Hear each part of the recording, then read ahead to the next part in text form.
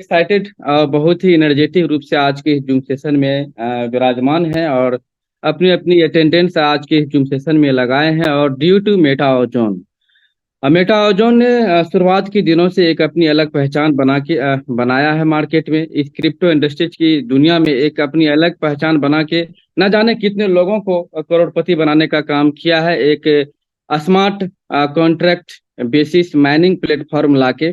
तो आज उसी मेटा ओजोन के बारे में हम सभी यहाँ पे बात करने वाले हैं, जो कि एक कम्युनिटी ओरिएंटेड क्रिप्टो करेंसी है। एक माइनिंग प्लेटफॉर्म है जो कि proof of stake based blockchain के ऊपर हम सभी अपने अपने साइड से माइनिंग एज ए माइनर के रूप में माइनिंग कर रहे होते हैं। तो चलिए बात करते हैं इसके बारे में, मिशन एंड विजन के बारे में। इसके तो आज हम सभी जिस टेक्नोलॉजी के साथ जुड़े हुए वो क्रिप्टो है। और क्रिप्टो जैसा कि आपको पता है कि क्रिप्टो को चलने के लिए ब्लॉकचेन की जरूरत होती है। जिस तरह आप यूं समझ लें कि सांस को लेने के लिए हवा की जरूरत होती है, ट्रेन को चलने के लिए पटरी की जरूरत होती है, उसी हिसाब से किसी भी करेंसी को, किसी भी क्रिप्टो करेंसी को चलने के लिए ना ब्लॉकचेन की रिक्वायरमेंट होती है। तो आज हम सभी बात करने वाले हैं ब्लॉकचेन के बारे में। तो ब्लॉकचेन जो हमारा है वो फिफ्थ जनरेशन ब्लॉकचेन है। और सबसे बड़ी खास बात यह है हमारी ब्लॉकचेन की कि वेब 3.0 सपोर्टेड ब्लॉकचेन है, जो कि आने वाले समय में आप देखेंगे कि वेब 3.0 का ही प्रचलन होने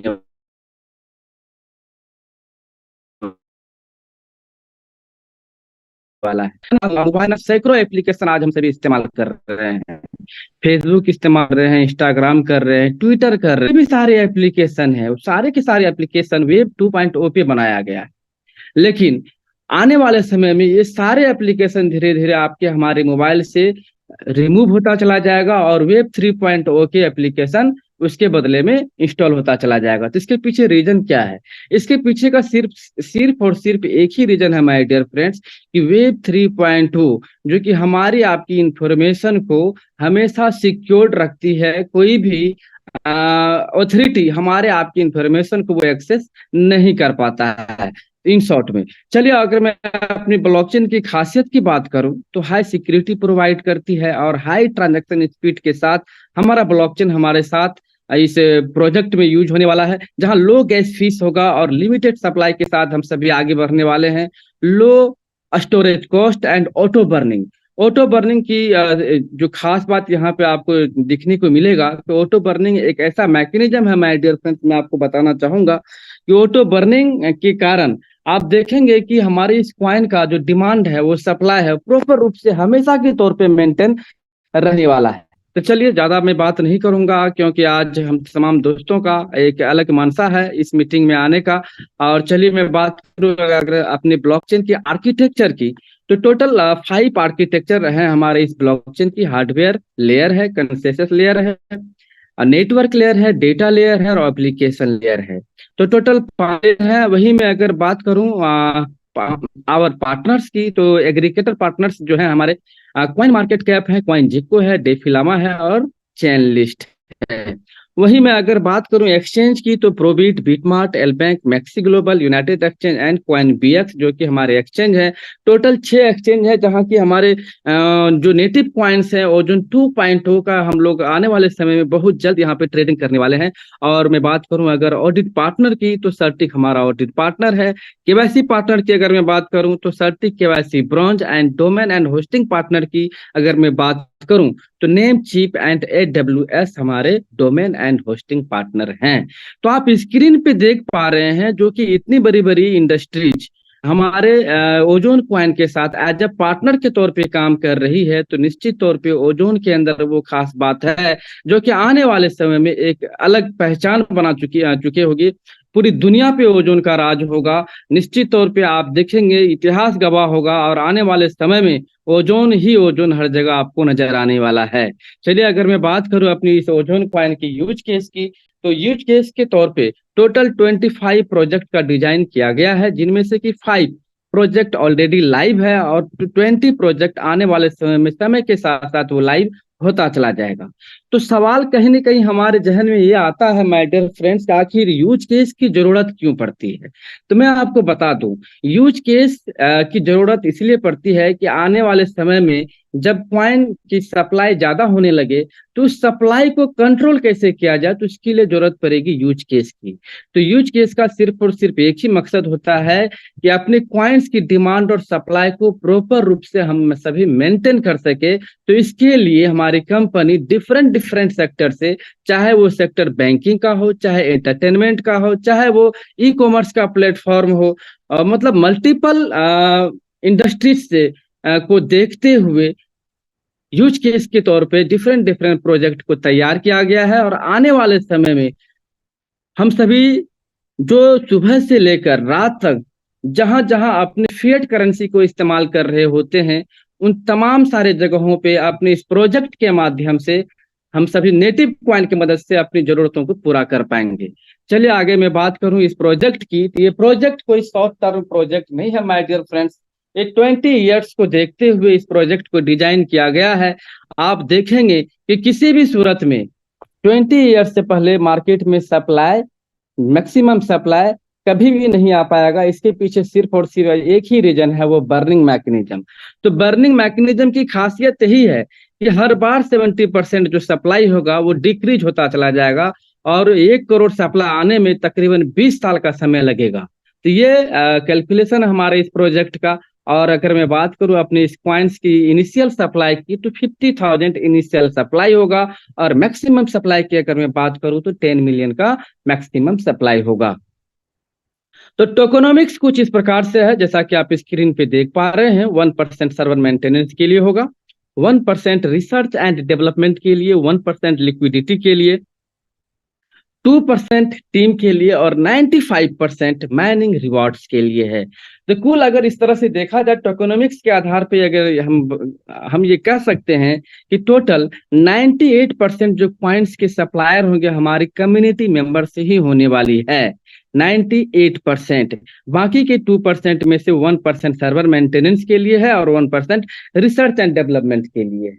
तो जहां 98% सप्लाई पब्लिक के पास होगी, तो आप समझ लें कि उस कॉइन का आने वाले समय में वैल्यू क्या होने वाली है। दैट मीन्स ये साफ साफ यहाँ पे क्लियर हो जाता है कि कंपनी अपने हैंड से अनऑथराइज्ड सप्लाई मार्केट में कभी भी चाह के भी नहीं कर सकता है। कारण यह है कि उनके पास उतनी कॉइन्स की सप्लाई ही नहीं होगी कि वो सप्लाई कर सके। 98% सप्लाई हमारी कम्युनिटी के ही पास होगी। यहाँ पे हम लोग अपने आप में एक सिक्योर्ड महसूस कर पा रहे हैं। अगर मैं आपको चलिए मैं आपको इंट्रोड्यूस कराना चाहूंगा, रूबरू कराना चाहूंगा ओमेगा एआई रोबोट से। ये क्या है? तो ये एक आर्टिफिशियल इंटेलिजेंस के द्वारा बनाया गया रोबोट है, जो कि डे 1 से ही हमारे लिए एक्टिव होता है, और डे 1 से ही हमारे आपके लिए माइनिंग करने का काम करता है, जो कि आर्टिफिशियल इंटेलिजेंस के द्वारा बनाया गया है। चलिए अगर मैं वही बात करूं स्टेकिंग मैकेनिज्म की, तो स्टेकिंग मैकेनिज्म कुछ इस तरह से होने वाला है। 70% स्टेक भी होगा, और 30% एनर्जी फीस के रूप में डिडक्ट होगा। तो आप सपोज ये करें कि मान लेते हैं कि आपने 100 कॉइन्स को स्टेक पे लगाया, तो उस 100 कॉइन का जो 70 कॉइन होगा वो स्टेक पे जाएगा, और 30 coin immediately according to algorithm, according to plan हमारे कम्युनिटी मेंबर्स के बीच में वो डिस्ट्रीब्यूट हो जाएगा। अगर मैं बात करूं वही मिनिमम स्टेकिंग क्या हो, तो मिनिमम आप 1 ओजोन से स्टेक कर पाओगे, और मैक्सिमम की यहाँ पे कोई भी लिमिट नहीं है। चलिए अब सवाल ये उठता है कि जो एनर्जी फीस 30% डिडक्ट हो रहा है, वो किस हिसाब से एक हमारे कम्युनिटी के बीच में डिस्ट्रीब्यूशन होने वाला है। तो मैं बताऊं, मैं आपका दूं जो होगा कुछ इस प्रकार से डिस्ट्रीब्यूट होगा। उस 30% में से, उस 30% में से 15% जो है वो डिफरेंस इनकम के तौर पे हम तमाम दोस्तों के बीच में आने वाला है। वहीं 5% की अगर मैं बात करूं तो एज ए रिवॉर्ड के तौर पे हम सभी उसका एंजॉय करने वाले हैं, और 5% रॉयल्टी के तौर पे, 3% बोनंजा के तौर पे, और 2% ऑफर के तौर पे हम लोग लेने वाले हैं। तो कुल 30% का डिस्ट्रीब्यूशन कुछ इस प्रकार से होने वाला है, जिसका कि हम लोग आने वाले समय में जैसे ही प्रोजेक्ट लाइव होगा इसका एंजॉय करने वाले हैं। चलिए वही मैं बात करूं इनकम टाइप्स की, तो इनकम टाइप्स 3 तरह के हैं। अभी स्क्रीन पे आप देख पा रहे होंगे, एनर्जी है, माइनिंग है, और यूनिवर्सल है। तो एनर्जी में तो आपने देख लिया कि टोटल 5 जगह डिस्ट्रीब्यूट होने वाला है, 5 तरह से इनकम लोगों के पास आने वाला है। वहीं अगर मैं माइनिंग की बात करूं तो माइनिंग में सबसे फर्स्ट तो सेल्फ स्टेकिंग माइनिंग आएगा, उसके बाद लेवल इनकम के तौर पे हम लोग इंजॉय करेंगे, और डिफरेंस इनकम के तौर पे माइनिंग से भी इनकम आने वाली है। वहीं यूनिवर्सल की मैं बात करूं तो यूनिवर्सल के से बूस्टर इनकम के तौर पे हम तमाम दोस्तों को इनकम आने वाली है। चलिए नेक्स्ट स्लाइड की तरफ मैं आगे बढ़ रहा हूं, तो सवाल ये उठता है कि माइनिंग इनकम कितनी आने वाली है, सेल्फ माइनिंग इनकम कितनी आने वाली है। तो सेल्फ माइनिंग की अगर मैं बात करूं तो 1%, जो कि 365 दिन तक हम लोगों को यहाँ से मिलने वाला है। जो 0.70% हमारे आपके स्टेक पे लगेगा, उस 70% का 1% 365 डेज तक यहाँ से इनकम आने वाली है 1% के रूप में। चलिए अगर मैं बात करूं एनर्जी डिफरेंस इनकम की, तो कुछ इस प्रकार से होगा। बाय डिफॉल्ट जो हमारा आपका रैंक होगा, जिस दिन हमारी आपकी ज्वाइनिंग होगी, जो बाय डिफॉल्ट रैंक होगा वो अल्फा रैंक होगा। और अल्फा रैंक का कैटेगरी क्या है, तो 0 से लेकर 100 तक बिजनेस होनी चाहिए। तो 0 से लेकर 100 तक जब तक बिजनेस होती है, तब तक हम सभी अल्फा रैंक में हैं, और तब तक 5% का इनकम हम लोग लेंगे।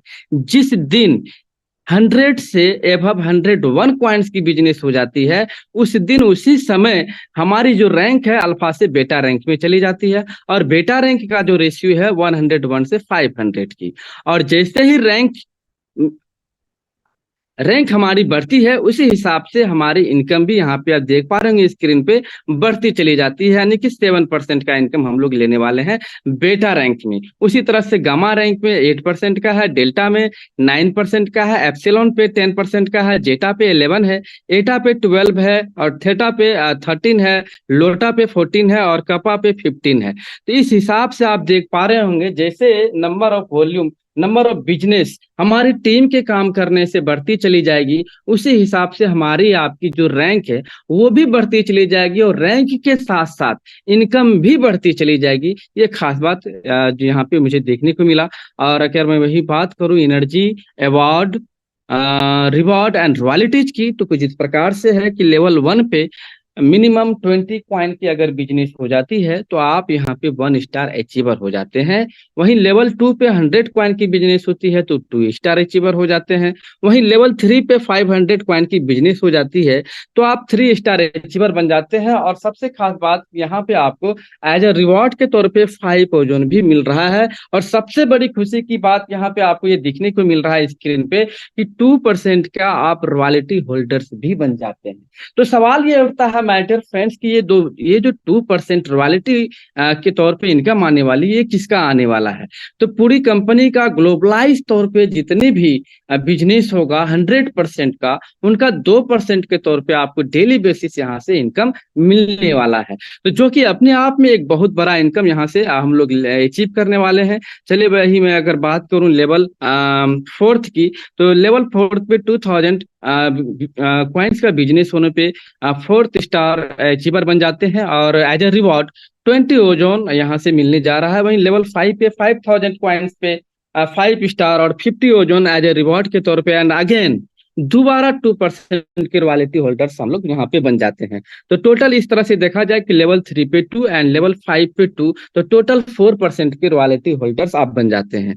चलिए वहीं अगर मैं बात करूं लेवल 6 की, कि लेवल 6 पे 10,000 कॉइन की बिजनेस होने पे 6 स्टार एंड 6 स्टार जैसे बन जाते हैं, तो 100 ओजोन कॉइन्स यहाँ पे एज ए गिफ्ट के तौर पे, एज ए रिवॉर्ड के तौर पे मिलने जा रहा है, जो कि 1 टाइम होगा। और वहीं लेवल 7 की अगर मैं बात करूं, 20,000 कॉइन की बिजनेस होने पे 7 स्टार बन जाते हैं, और यहाँ पे एज ए रिवॉर्ड के तौर पे 200 ओजोन कॉइन्स मिलने जा रहा है। और साथ ही साथ आपको फिर से 1% की रॉयल्टी मिलने जा रही है। यानी आप यूं समझ सकते हैं कि आप टोटल 5% की रॉयल्टी लेने के लिए हकदार बन गए।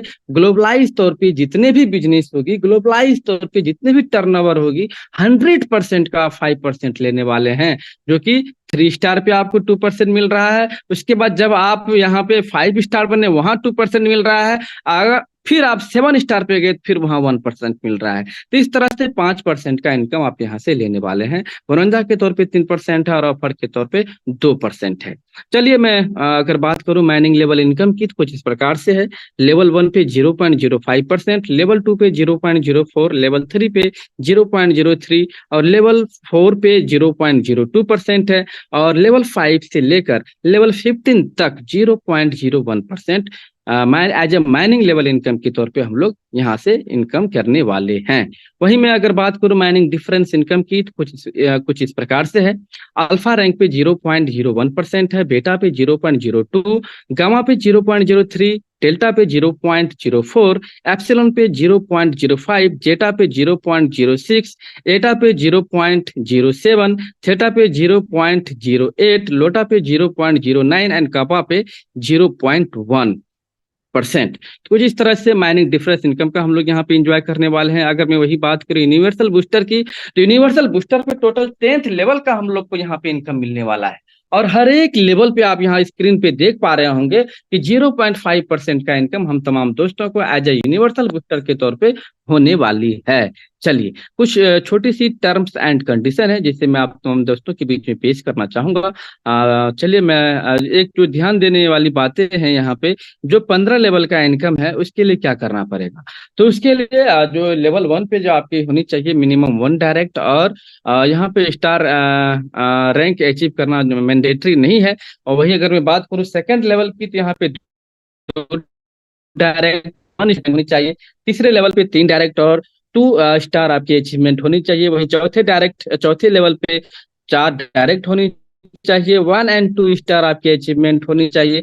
फिफ्थ लेवल पे 5 डायरेक्ट, उसके बाद 1 एंड 2 स्टार आपकी अचीवमेंट होनी चाहिए।